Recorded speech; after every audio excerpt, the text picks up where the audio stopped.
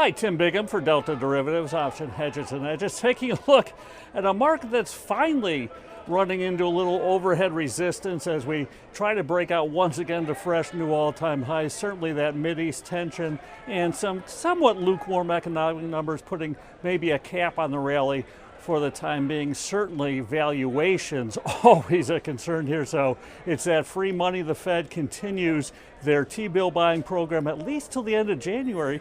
Be interesting to see what happens after that. So free money versus stretch valuations, I think we'll probably consolidate here over the next several weeks or so. Taking a look at a stock that certainly has had an even bigger rally.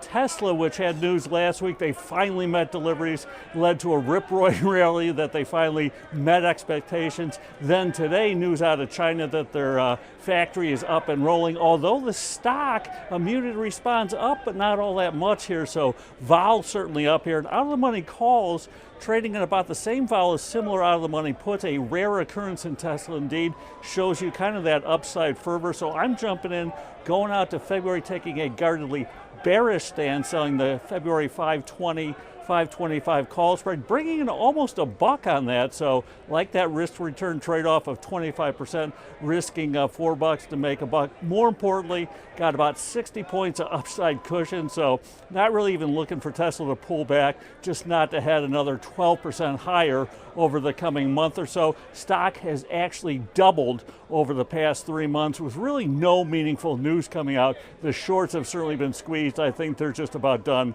being squeezed here. And then on the unusual option front, we saw LifeLock options get a huge jump in implied volatility yesterday. Some call buying in the January at the money and slightly out of the money strikes. So I jumped in, moved out to February, sold the strangle. Vol was at about 25, jumped to almost 36 here. So like the fact that the stock moved the way that it should have for the sell strangle, but that strangle exploded because of that big call buyer driving up IV. So selling the Feb 26 puts, Feb 27 calls, getting about 220. Before that call buyer came in, that was trading about $1.80. So really just looking for LifeLock, which got upgraded to kind of calm down, find its range here. When it does, take the trade off and move on. So we'll see what comes out of the Iranian kind of tensions here, see what happens over the coming weeks, but especially in this market environment, keep those position sizes in place and those stops tight. Take care.